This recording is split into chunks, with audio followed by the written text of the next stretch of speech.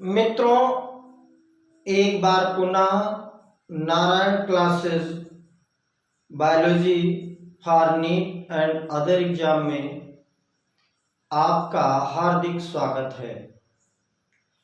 आज हम लोग एक नया टॉपिक वर्गीकी या टैक्सोनॉमी पढ़ेंगे। वर्गीकी, इसी को टैक्सोनॉमी बोलते हैं। इसके बारे में कुछ पॉइंट्स में हम देखेंगे। पहला है टैक्सोनॉमी शब्द का सर्वप्रथम उपयोग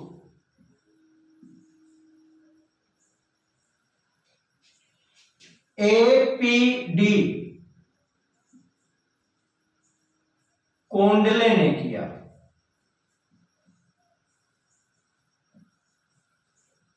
यह क्वेश्चन खूब पूछा जाता है कि टैक्सोनॉमी शब्द का उपयोग किसने किया?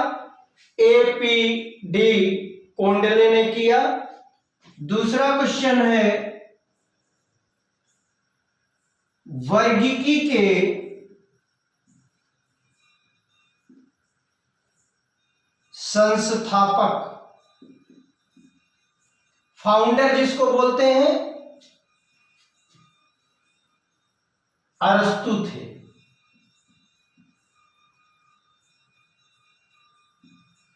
इससे पहले आप जानते हो कि जीव विज्ञान के भी जनक और विज्ञान के भी जनक और जंतु विज्ञान के भी जनक कौन है? अरस्तु। इसके बाद अगला पॉइंट देखेंगे लिनियस, जिनका नाम है कार्ल वान लिने या कैरोलस लिनियस। पहले महान वर्गीकरणविद थे।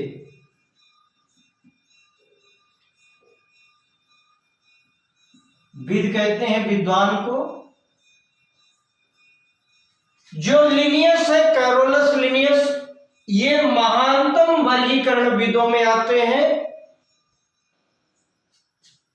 अगला है कैरोलस लिनियस को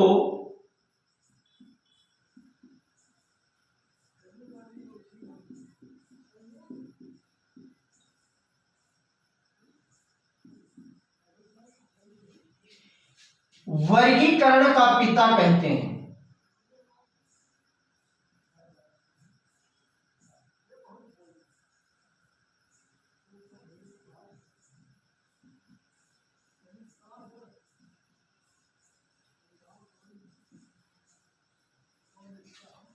फादर ऑफ टैक्सोनॉमी, जब फादर ऑफ टैक्सोनॉमी की बात आएगी तो कैरोलस लिनियस होगा।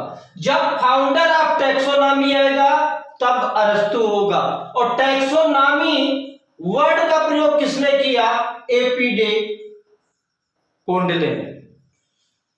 अगला पॉइंट है भारतीय वर्गीकी का पिता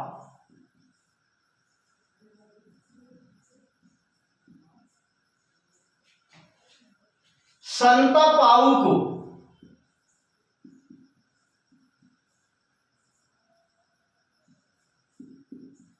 कहा जाता है।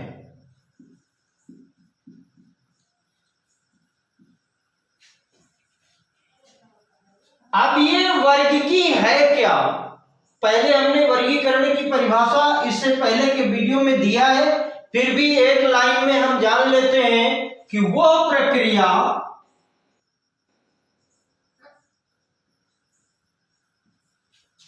जिसमें कुछ सरलता से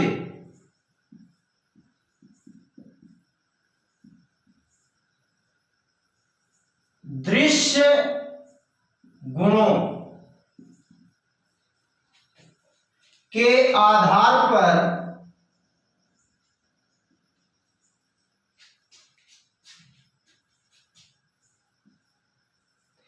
सुविधाजनक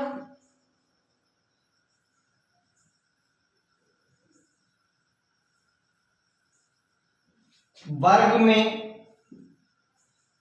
जीवों को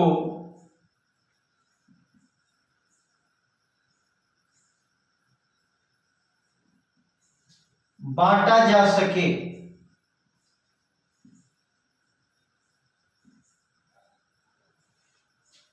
वर्गीकरण या वर्गीकी कहलाता है।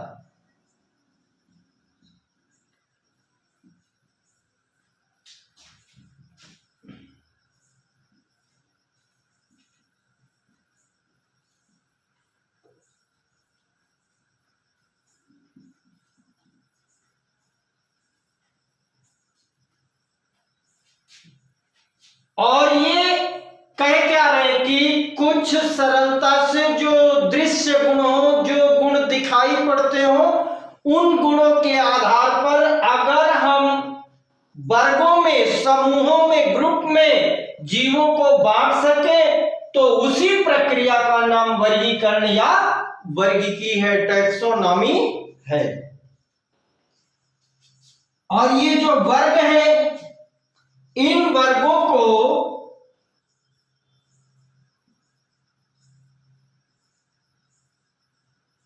वैज्ञानिक शब्दावली में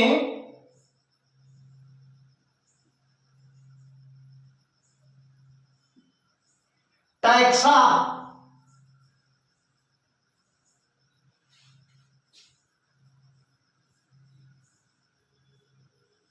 कहते हैं।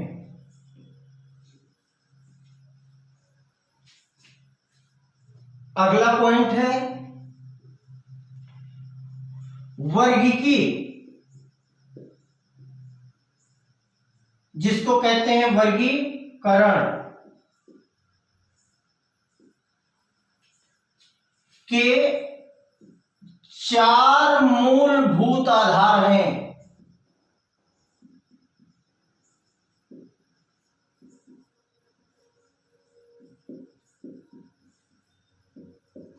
ये 4 प्रक्रियाएं हैं जिनके आधार पर हम वर्गीकरण को करते हैं।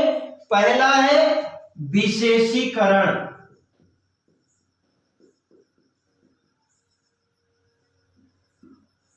मतलब किसी भी जीव की विशेषताओं का अध्ययन करेंगे, उसके गुणों को देखेंगे, उसके कैरेक्टर को देखेंगे, और उसका जब ज्ञान हो जाएगा तो दूसरी व्यवस्था है पहचान।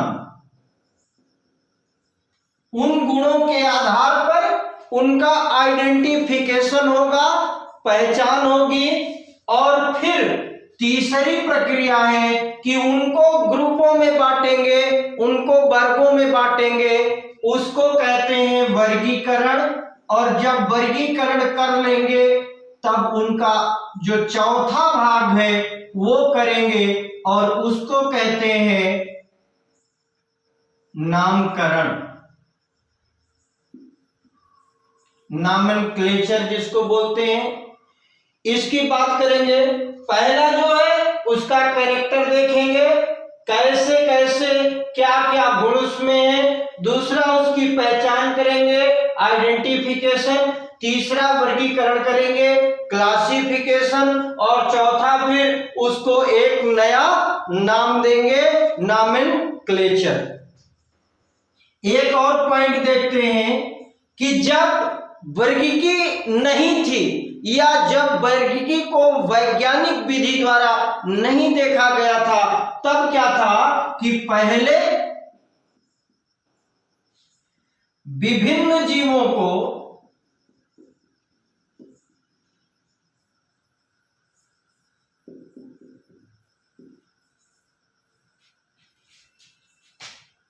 वर्गीकृत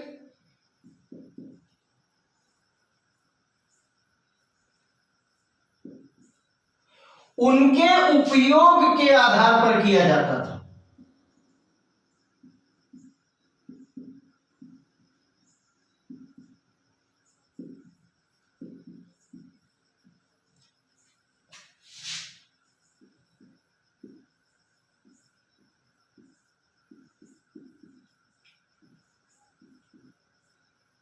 जैसे कौन सा जीव है जो भोजन के काम आता है, कौन सा जीव है जो कपड़े के लिए उपयोग में आता है, या कौन ऐसा है जिससे जो आवास में सहायता कर सकता है। पहले क्या करेगी, पहले विभिन्न जीवों को वर्गीकृत उनके उपयोग के आधार पर करते थे। भाई लाभदायक पौधे या हानिकारक पौधे, लाभदायक जीव या हानिकारक जीव, ये जो वर्गीकरण था, ये वर्गीकी या टैक्सोनॉमी आने से पहले ये हुआ करता था। और एक वैज्ञानिक है टूरिल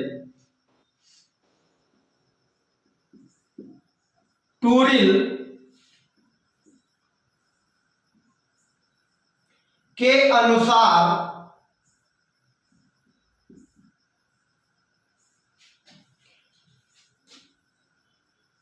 तीन प्रकार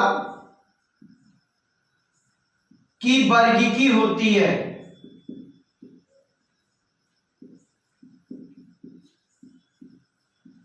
और इसका जो पहला है उसको बोलते हैं अल्फा वर्गीकी।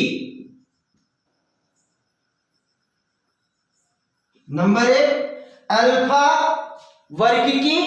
और ये क्या है, बाह्य आकृति पर आधारित है। वो दिखाई कैसे पड़ता है, उसका आकार क्या है, बाहर से देख करके अगर किसी भी जीव का वर्गीकरण किया जाता है तो वो अल्फा वर्गीकी कहलाता है। और दूसरा है बीटा वर्गीकी। और ये क्या है कि ये कोशिकाओं की सूचना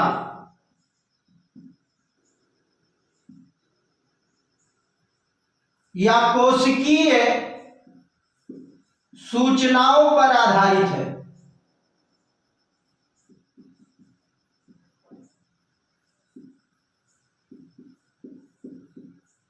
उसकी कोशिकाएं कैसी हैं, उनकी कोशिकाएं कैसा व्यवहार करती हैं, या उनकी संरचना कैसी है।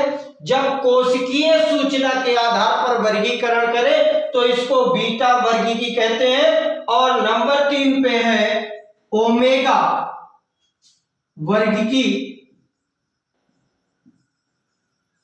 और इसका आधार है जीव रसायन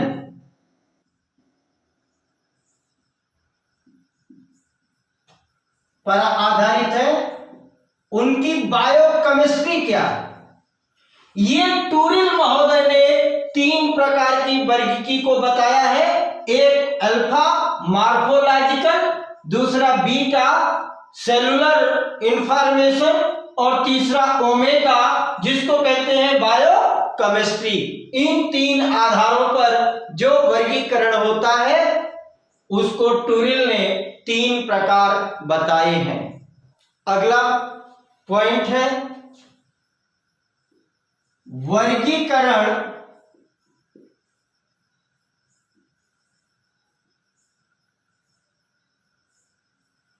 पद्धति, जिसको हम बोलते हैं सिस्टमेटिक्स।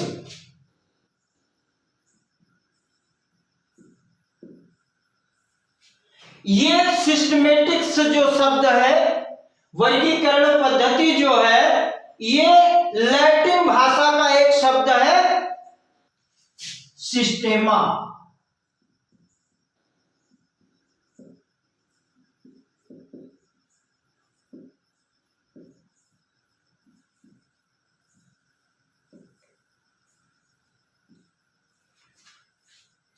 से आया है।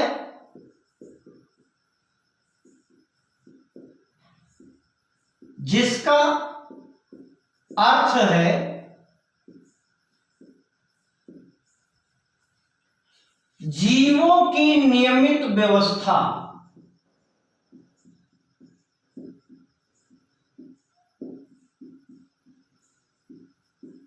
किसी भी जीव की एक निश्चित पोजीशन, एक निश्चित स्थान के लिए जो व्यवस्था है उसी को हम सिस्टमेटिक्स कहते हैं या वर्गीकरण पद्धति कहते हैं। और ये जो सिस्टमेटिक्स है ये लैटिन भाषा के शब्द सिस्टेमा से आया हुआ है। और एक चीज जानते हैं कि ये जो वर्गीकी है ये एकल सोपान क्रम नहीं है,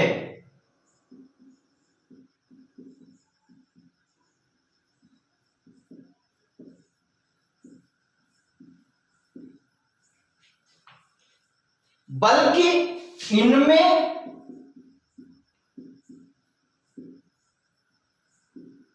पदानुक्रम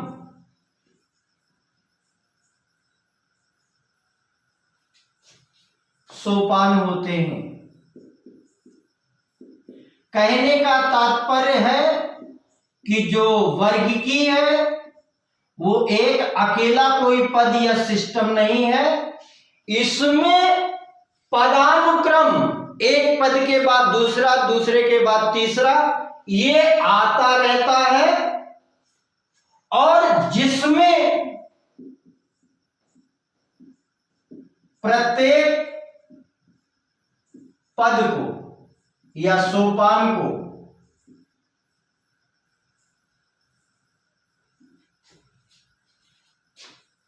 अथवा वर्ग को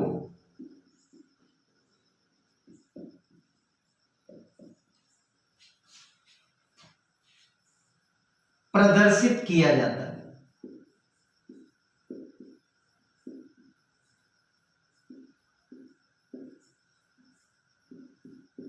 अकेला कोई भी एक नाम नहीं है जिसको हम कह सकते हैं ये वर्गीकरण है। इसमें कई प्रकार के संवर्ग होते हैं, कई प्रकार के सोपान होते हैं और प्रत्येक पद को, सोपान को या वर्ग को प्रदर्शित किया जाता है, तब एक वर्गीकरण तैयार होता है। और ये अगला पॉइंट है कि सभी संवर्ग मिलकर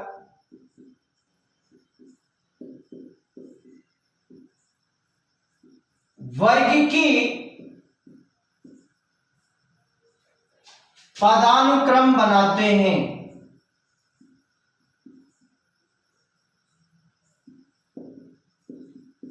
ये जितने भी वर्ग होंगे, जितने भी समवर्ग होंगे, ये मिलकर के एक पदों का क्रम बनाएंगे और उसी से वो वर्गीकी कहलाएगा।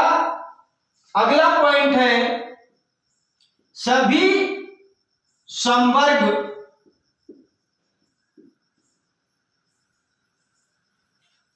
वर्गीकरण की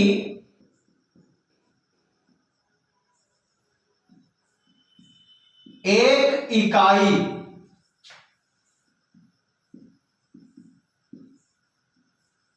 को प्रदर्शित करते हैं।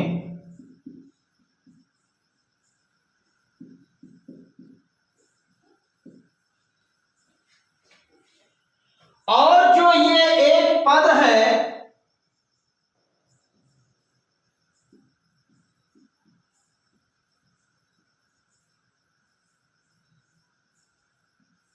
वर्गक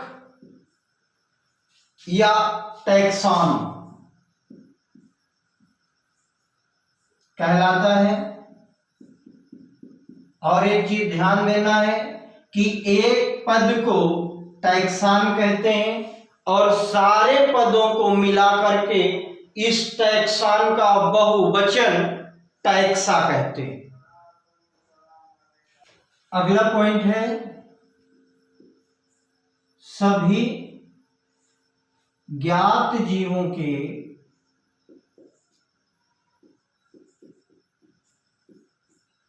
वर्गीकरण अध्ययन से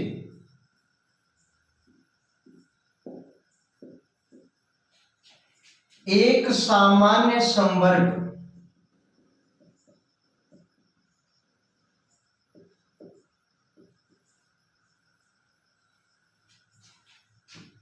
जैसे जगत,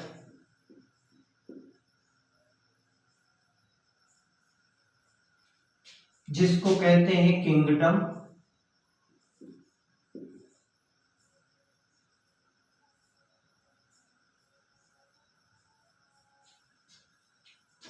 संघ, फाइलम,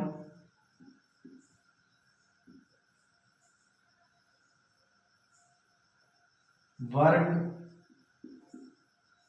क्लास, गण, ऑर्डर, कुल, फैमिली, वंश, जीनस, जाति, स्पीसीज का विकास हुआ है।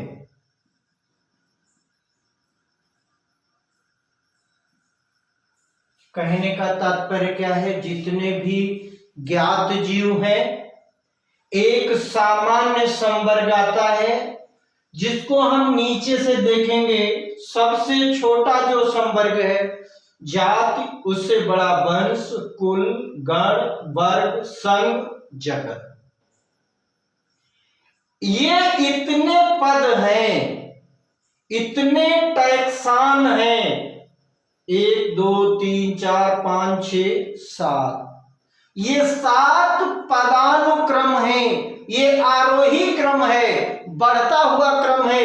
सबसे छोटा जाति, उससे बड़ा वंश, उससे बड़ा कुल, उससे बड़ा गण, वर्ग, संघ, जगत, ये आता है। अब इसी को हम एक एक करके पढ़ेंगे। सबसे पहले पढ़ेंगे जाति। जाति या स्पीसीज,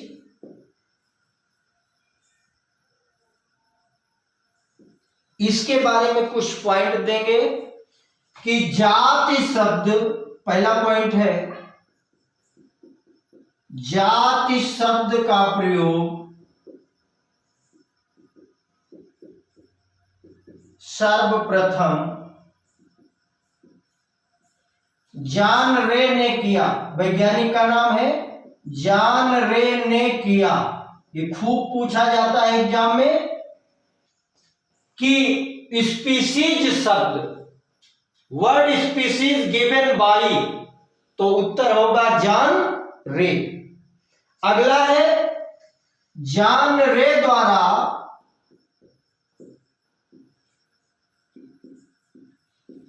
एक किताब लिखी गई थी, हिस्टोरिया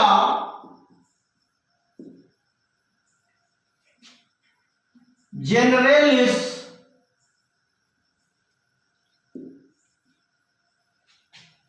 प्लांटेरम।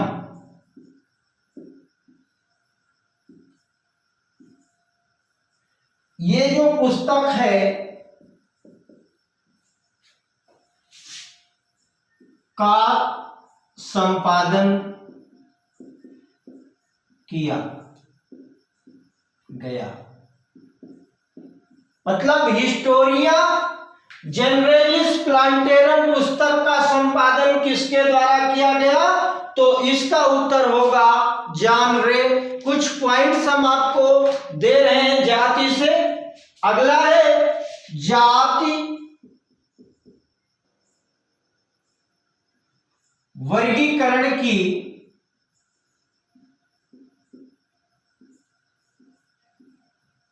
आधारभूत इकाई है।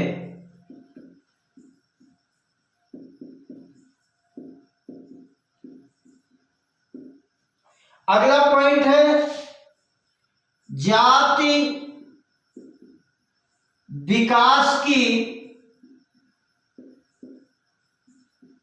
विशेष इकाई है।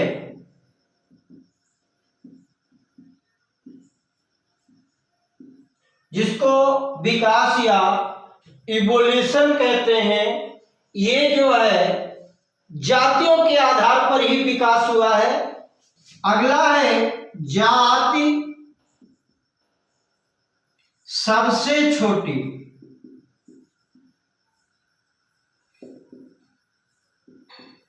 संवर्ग टैक्सॉन है। जाति से छोटा कुछ नहीं है, जाति से बड़ा ही वर्गीकरण में सारी चीजें हैं। अगला पॉइंट है जाति अंतः प्रजनक।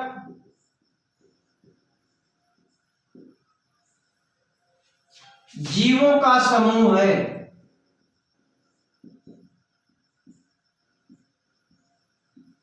जानवी ने परिभाषा दी थी कि किसी भी दो सदस्य, कोई भी दो सदस्य मिलकर के यदि अपने समान संतान पैदा कर दें तो वो दोनों सदस्य एक जाति के होंगे। कह रहे हैं कि जो जाति है वो अंतः प्रजनक है। इंटरब्रीडिंग, आपस में जनन करके जीवों को अपने समान संतान पैदा कर सकते हैं। और एक चीज है, जाति में मौलिक समानता होती है।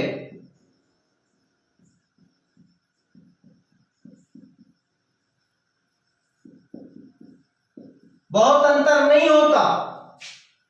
ध्यान दीजिएगा, हमने अभी जाति के बारे में पढ़ा तो ये सारे पॉइंट्स हैं जिन पर खूब क्वेश्चन पूछे जाते हैं। अगला आता है वंश। वंश कहते हैं जीनस को। स्पीसीज से बढ़कर के है। और ध्यान दीजिएगा कि ये जो वंश है ये जातियों का समूह है। एक वंश में एक से अधिक जातियां पाई जाएंगी तो वंश में संबंधित जाति का एक वर्ग आता है।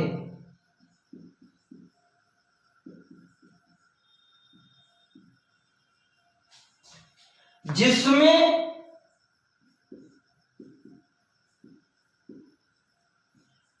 जाति के गुण अन्य वंश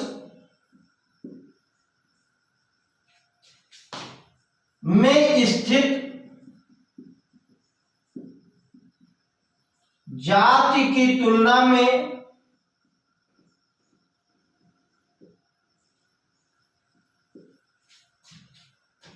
समान होते हैं।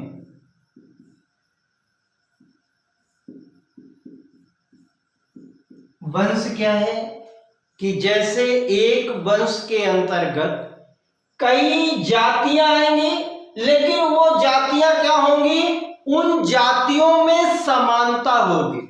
अगला पॉइंट है वंश समीपस्थ संबंधित जातियों का एक समूह है। वंश क्या है, समीपस्थ, साथ साथ रहने वाले या एक दूसरे जैसे दिखने वाली जातियों का एक समूह है। जैसे आपने देखा होगा आलू, टमाटर और बैगन, ये तीनों जातियां अलग अलग हैं, लेकिन इनका वंश एक है। और तीनों का जो वंश है ये तीनों सोलेनम वंश की जातियां हैं।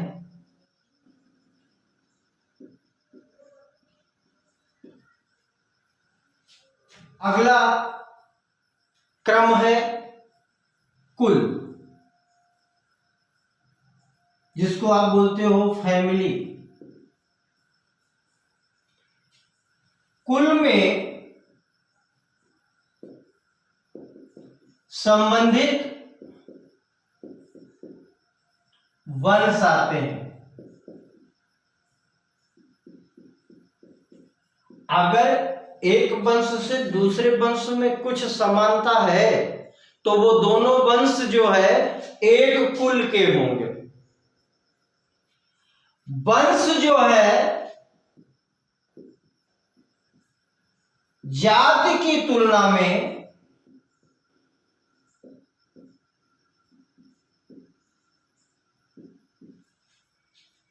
कम समानता प्रदर्शित करते हैं।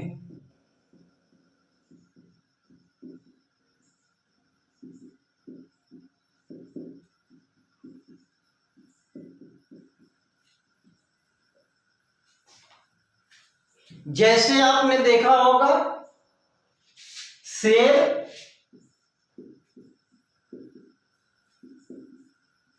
चीता, बाघ और एक और आता है बिल्ली। लेकिन ये तीनों का वंश और ये अलग वंश, ये दोनों वंशों में समानता होती है लेकिन जातियों की तुलना में कम होती है। इसलिए इन चारों को क्या किया, एक फैमिली में रखा, एक कुल में रखा। अगला है पॉइंट, जो पौधों के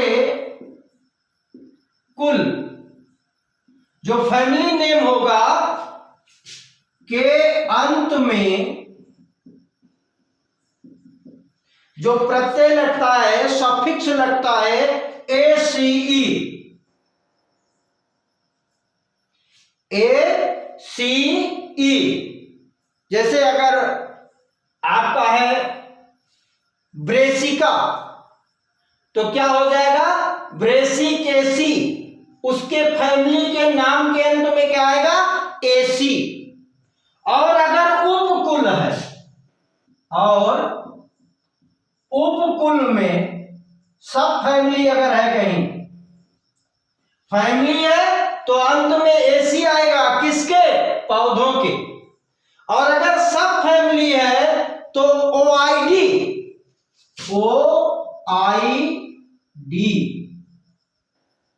ये शब्द अंत में होंगे आता है। और अगर यही फैमिली जब आ जाए जंतुओं के, तो जंतुओं के कुल के अंत में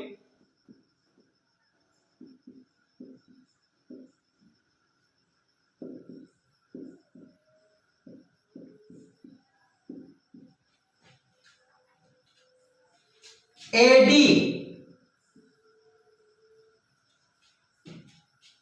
आता है।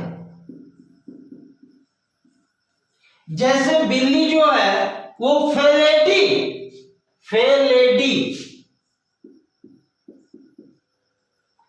अंत में क्या आया, AD। जंतुओं के कुल के अंत में AD आता है, जबकि पौधों के कुल के अंत में AC आता है। और अगर कहीं सब फैमिली हो, उपकुल हो, तो OD आता है। अगला क्रम होता है गण। गण कहते हैं ऑर्डर को। अब इसमें देखेंगे गण तथा अन्य, उच्चतर, गण के बाद वाले, चाहे वो वर्ग हो, चाहे संघ हो, चाहे जगत हो, जो इससे ऊपर आते हो, वर्गिकी संवर्ग,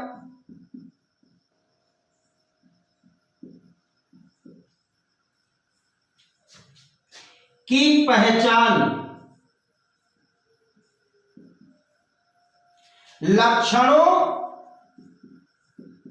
के समूहन के आधार पर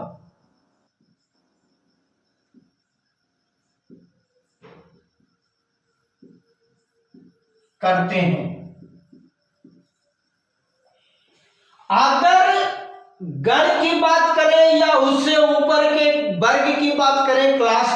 करें, संघ की बात करें या जगत की बात करें, तो इसमें जो है इसकी पहचान जो होती है वो लक्षणों के समूहन, लक्षण अधिक से अधिक संख्या में मिलते हैं। और अगला पॉइंट है, गण में कुलों के समूह होते हैं।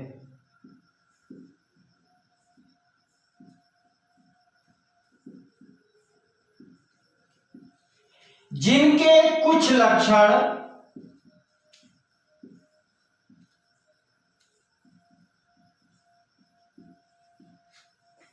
एक समान होते हैं।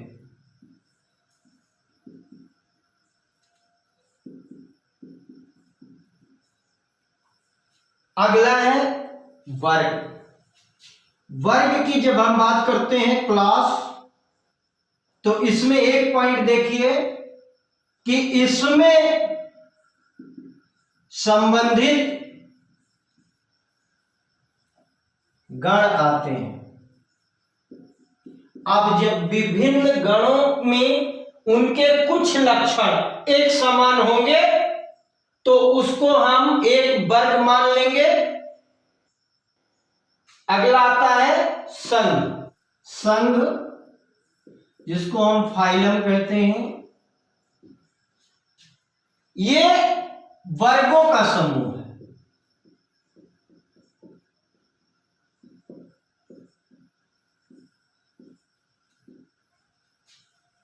अब आपने बहुत पहले से जाना है कि जैसे आपने एक वर्ग पढ़ा, मत्स्य वर्ग, मछली का वर्ग, उभयचर वर्ग, सरीसृप वर्ग, पक्षी वर्ग, स्तनधारी वर्ग, इन चारों पांचों वर्गों को मिला करके एक फाइलम बना, एक संघ बना, जिसका नाम क्या है? कार्डेटा।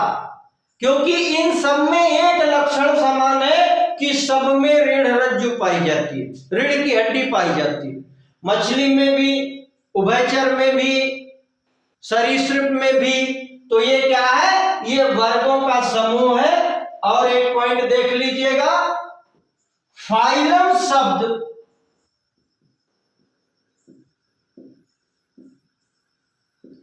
का प्रयोग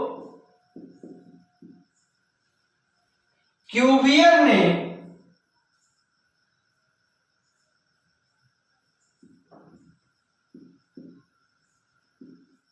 ने किया था। क्यूवियर वैज्ञानिक है। जबकि डिवीजन शब्द, डिवीजन आता है पौधों के लिए, डिवीजन शब्द इचलर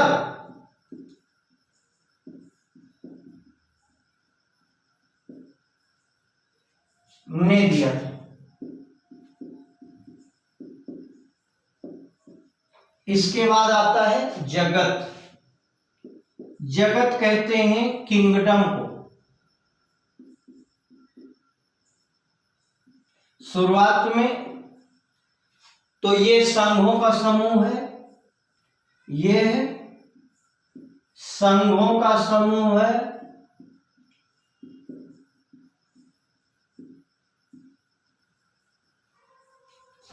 जैसे जंतु जगत और पादप जगत। देखिए, पादप जितने भी पौधे हैं उनका एक जगत प्लांट किंगडम, और जितने भी जंतु हैं उनका एक जगत जिसको हम जंतु जगत या एनिमल किंगडम कहते हैं। अगला एक टॉपिक है हर्बेरियम।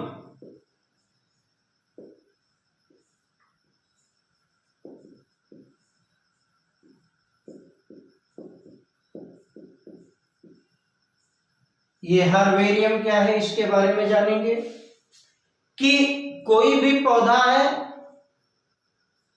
जो हमारे यहां पाया जाता है या आपके यहां पाया जाता है और कहीं दूर उस पौधे को दिखाना है या उसकी पहचान कराना है, उसका अध्ययन करना है, तो कैसे करेंगे भाई? या तो वो व्यक्ति आकर के यहां से वो देख जाए अथवा पौधे को यहां से वहां ले जाया जाए। यदि पौधे को यहां से वहां ले जाएंगे तो उसका आकार, प्रकार, रंग कुछ न कुछ बदल सकता है। तो इसकी एक विधि है जिसको हम कहते हैं हर्बेरियम। और इसमें किया क्या जाता है, पहली चीज पौधों के एकत्र नमूनों को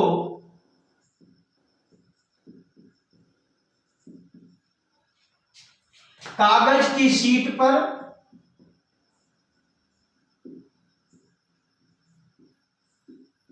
दबाकर एवं सुखाकर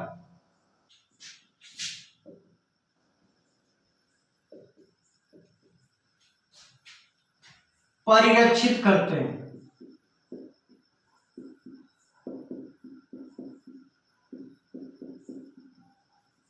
मतलब कहने का तात्पर्य क्या है कि कोई एक पौधा है, उसको हमने तोड़ा, तोड़ने के बाद उसको किसी भी कागज के टुकड़े पे रख करके दबा दिया, ऊपर से एक आध किताब और रख दी और ये कुछ दिनों के लिए छोड़ दिया, तो वो दब जाएगा और उसी कागज के अंदर वो सूख जाएगा।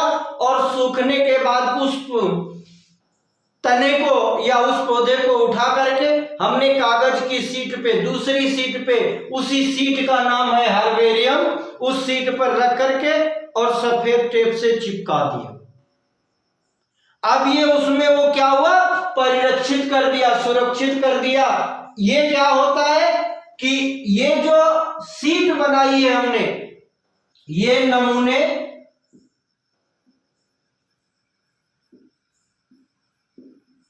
सूचना सहित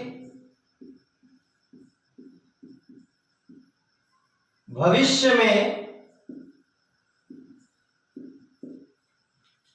अध्ययन के लिए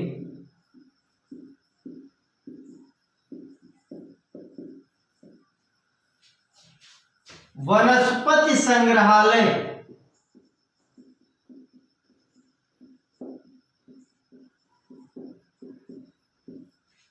में सुरक्षित रखे जाते हैं।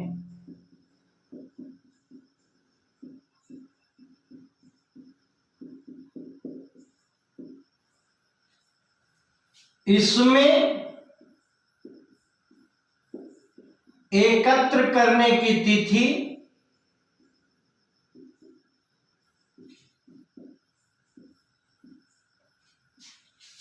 इंग्लिश, अंग्रेजी नाम,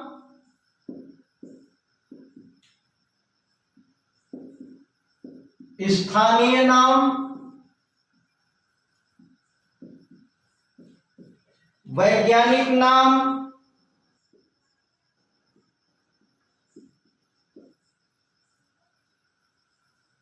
कुल एकत्र करने वाले का नाम,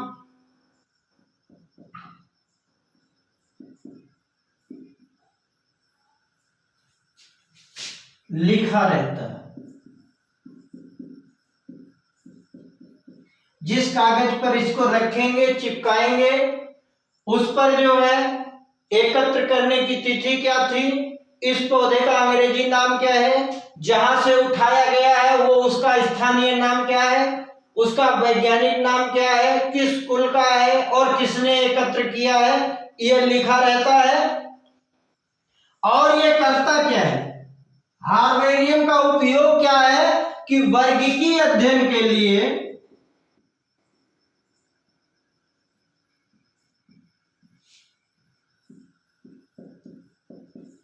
तत्काल, उसी समय क्या करता है, संदर्भ तंत्र उपलब्ध कराता है। संदर्भ तंत्र उपलब्ध कराता है।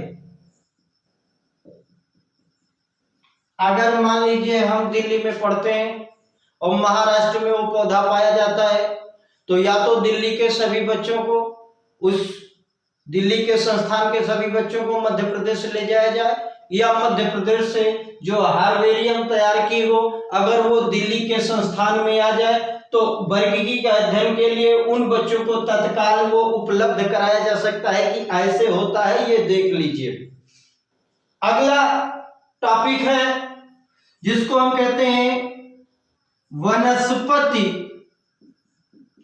उद्यान, बोटेनिकल गार्डन।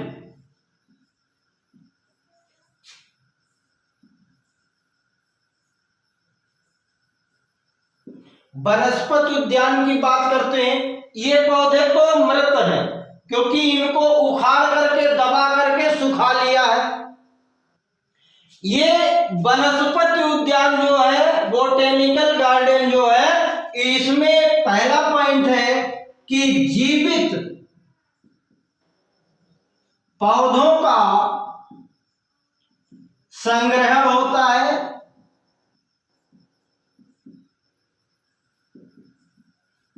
इन पर भी लेबल लगा होता है।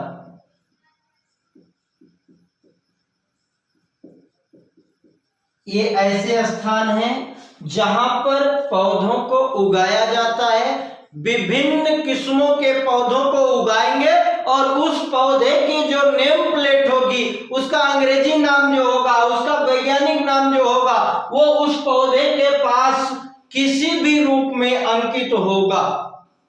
और एक चीज है, इस जो वनस्पति उद्यान की बात करते हैं, इसमें 2 पॉइंट खूब रख लीजिएगा। सबसे बड़ा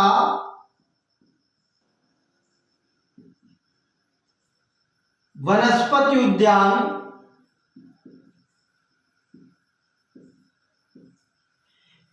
नाम उसका है रॉयल वनस्पति उद्यान।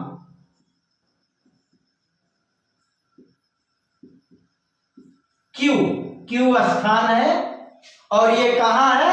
लंदन में। ये सबसे बड़ा वनस्पति उद्यान है। कौन? रॉयल वनस्पति उद्यान। क्यू शहर है, कहां? लंदन में। और सबसे बड़ा भारत में। जो भारत की बात करें तो भारत में जो सबसे बड़ा वनस्पति उद्यान है वो है इंडियन वनस्पति उद्यान शिवपुर। ये कहां है? हावड़ा में। हावड़ा नाम सुना होगा। और ये किसके निकट है? कोलकाता, पश्चिम बंगाल में है।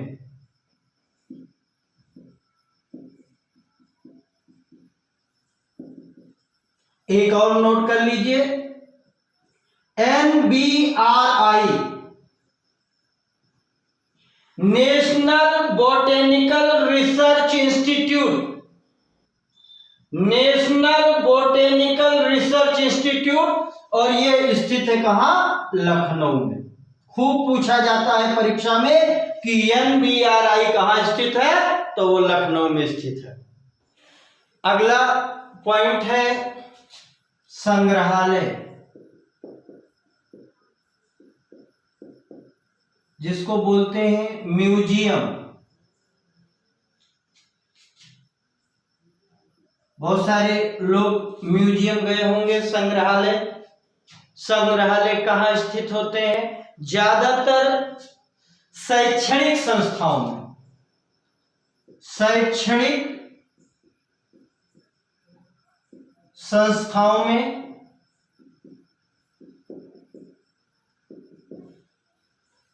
स्थापित किए जाते हैं।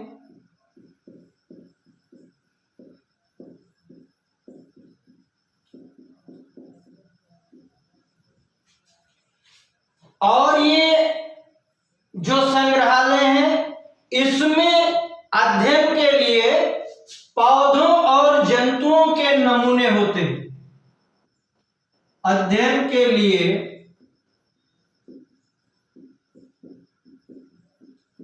पौधों और जंतुओं के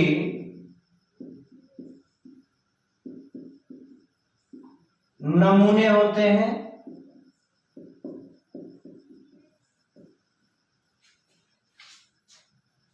अगला जो ये संग्रहालय के बाद आता है वो है प्राणी उद्यान। यहां भी हम वर्गीकरण को जान सकते हैं, समझ सकते हैं। इसी को क्या बोलते हैं? Zoological park. अभी हमने वनस्पति उद्यान देखा था, अब हम प्राणी उद्यान देख रहे हैं, और इसी का एक नाम है चिड़ियाघर। और चिड़ियाघर में आपको कुछ लिखने की जरूरत नहीं है, आप जानते हैं कि जो चिड़ियाघर है ये वन्य का मतलब जंगली, आवासीय, वन्य आवासीय, जंगलों में रहने वाले जीवित प्राणी रखे जाते हैं, जीवित प्राणी रखे जाते हैं। आपने देखा होगा कि चिड़ियाघर में शेर है, शुतुरमुर्ग है, भले वो दक्षिण अफ्रीका से यहां लाया गया है। ठीक है, इसके बाद अगला पॉइंट है कुंजी। कुंजी या इसी को चाबी कहते हैं, अंग्रेजी में की कहते हैं। ये क्या है कि कुंजी क्या है, चाबी क्या है, की क्या है? ये एक तरीका है, ये एक तरीका है जिसको अपना करके हम किसी के बारे में कुछ जान सकते हैं। तो पहला पॉइंट है की का विकास, कुंजी का विकास जानरे ने किया।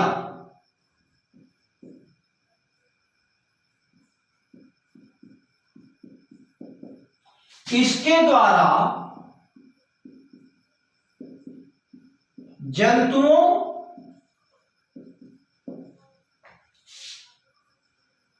तथा पौधों और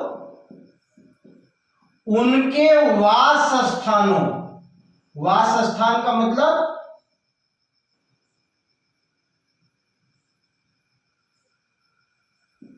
जहां वो पाए जाते हैं, जहां वो रहते हैं, के विषय में जानकारी मिलती है।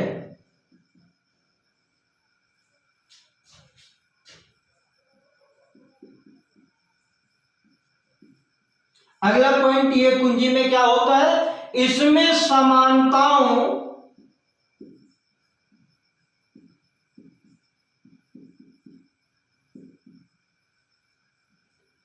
और असमानताओं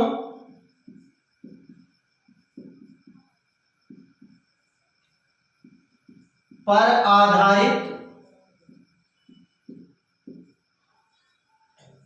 पहचान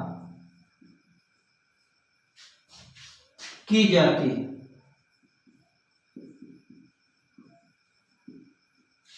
कह क्या रहे हैं कि कुंजी का विकास जानरे ने किया, इसके द्वारा जंतुओं और पौधों में उनके वास स्थानों के विषय में, वो जहां पाए जाते हैं उसके बारे में जानकारी मिलती है। इसमें जो समानताएं होती हैं या जो असमानताएं होती हैं, विभिन्नताएं होती हैं, उन पर आधारित पहचान की जाती है। और इसी में दो पॉइंट और हैं। पहला है फ्लोरा। ये जो फ्लोरा पुस्तकों में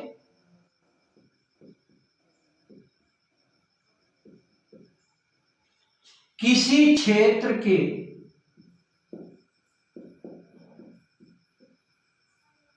पौधों तथा उसके वास स्थानों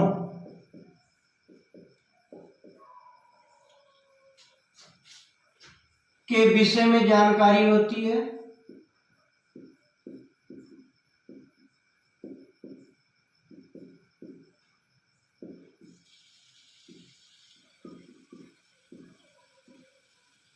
दूसरी चीज आती है नियम पुस्तिका।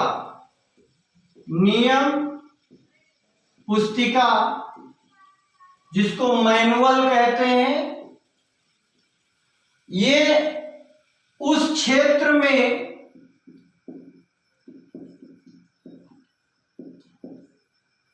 पाई जाने वाली जातियों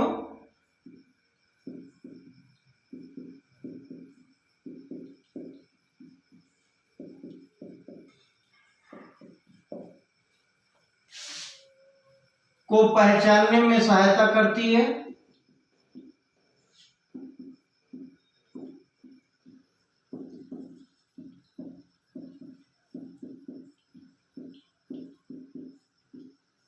और तीसरा पॉइंट है मोनोग्राफ।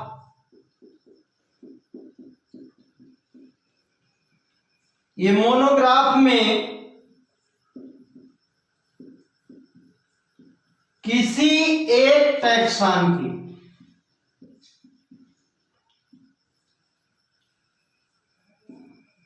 पूरी जानकारी होती है। तो ये जो वर्गीकी का टॉपिक था, इससे 1 नंबर के बहुविकल्पीय प्रश्न बहुत पूछे जाते हैं। आप लोग इसको नोट करिए, याद करिए और परीक्षा में सफलता पाइए। यदि वीडियो अच्छा लगा हो तो लाइक कर और सब्सक्राइब करें, अपने दोस्तों को भी पहुंचाएं। मिलते हैं अगले वीडियो में, तब तक के लिए धन्यवाद।